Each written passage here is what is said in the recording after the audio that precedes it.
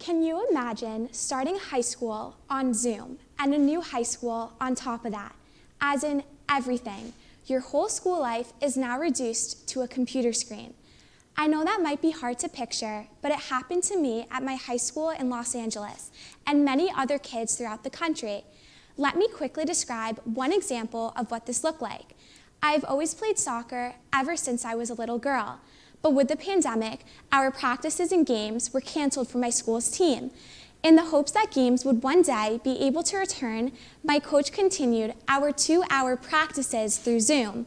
I would go to my backyard and do drills alone, and the only connection I had to my teammates and coach was through little boxes on a screen. As I would pass the ball to myself, I desperately wished to be back with others again because it simply did not feel the same. Over the summer, going into my freshman year, I battled with emotions of positivity and negativity. I was so excited to start high school and meet new people, but was nervous to do this virtually. This was the thought that swirled around my mind constantly. All of these feelings are understandable and what many other kids facing a more intense lockdown felt. But at that moment, I knew I had a choice to make. To either embrace the change or get anxious about the things that are simply out of my control. Like the glass half full kind of girl, I chose option 1 and shifted my mindset to one of optimism. And I discovered that the best way to maintain this was through friends and family. Did you know that 1 in every 5 youth suffers from a mental health disorder, according to a CDC study done in 2013? One can only imagine that this number has gone up due to the last year. And unfortunately, I saw this firsthand. As I logged on to my first day of high school, a sentence I never thought I would say, many of my classmates did not share my excitement. People were extremely upset that we could not physically be together and interact with one another. But as time went by, this pessimistic outlook did not help or work for them, but sadly, the opposite. The choice to connect with others, despite the social discomfort and challenge, is worth it in the end because human connection can make you a happier and the best version of yourself. Every day, the overall mood of my peers during virtual school did not change. Many kids seemed extremely sad and coped with this by cutting themselves off from the rest of the world. Whether that meant staying in bed all day or endlessly scrolling on social media for hours, there was a palpable resistance to making a change and adapting to the situation. For instance, one of my close friends that I met when I started my new school was extremely kind and bright. She took many difficult and advanced classes as a freshman and was involved in a couple of extracurricular activities outside of school. But as the months went by, I noticed she disconnected from her peers and family. This included not communicating with her friends at school or her sibling. And when we would talk on the phone, she described her recent troubles with anxiety and depression, which began during the pandemic. All of this left her with an immense desire for isolation, which only worsened the loneliness that everyone felt. What my friend was experiencing completely broke my heart. I've always cared deeply about others, and to know that this was widespread hurt. I told her about some of the successful ways I've tried to practice good mental health during COVID, such as exercising outside, reading, but most importantly, continuing to connect with the people that I love. Slowly but surely, I noticed that my friend was becoming a happier and more authentic version of herself. I came to this realization when we were on FaceTime together last April. I vividly remember her describing all the things that made her feel better, like being more involved in her sports team and making an effort to spend time with her loved ones.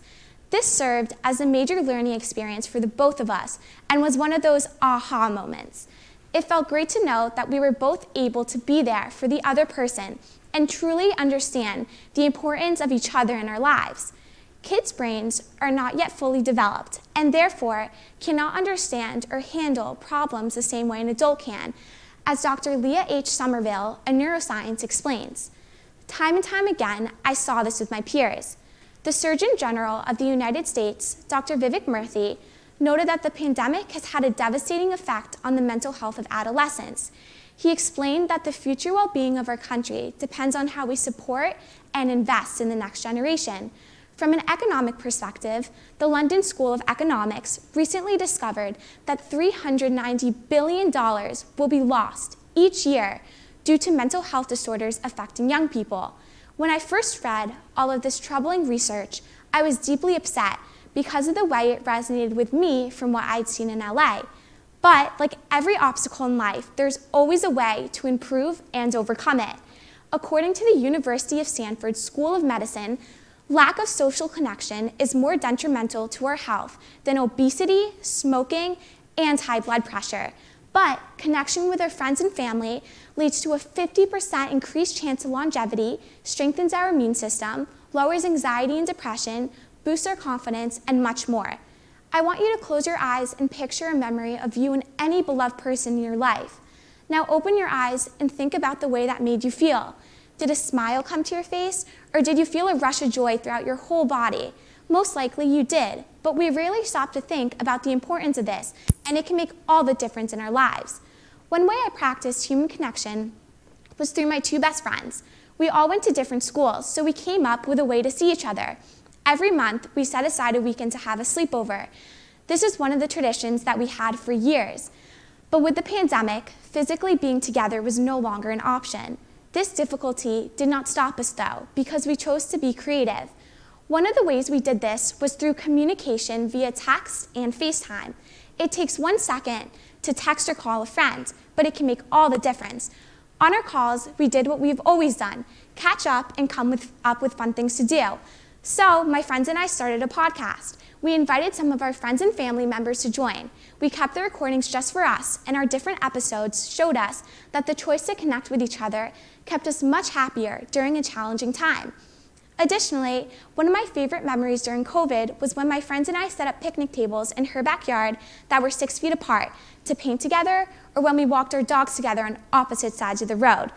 Even though this was a change and not the easiest thing to do, we made it work, and all of the crazy ideas we came up with to connect with one another became a source of light and warmth. Now I'm a sophomore in my Florida school, in person. It feels amazing to be back with others and in a more normal world again, but I will never forget the past year of my life because of the important lesson it taught me. Human connection is the key to our happiness and being the best possible version of ourselves.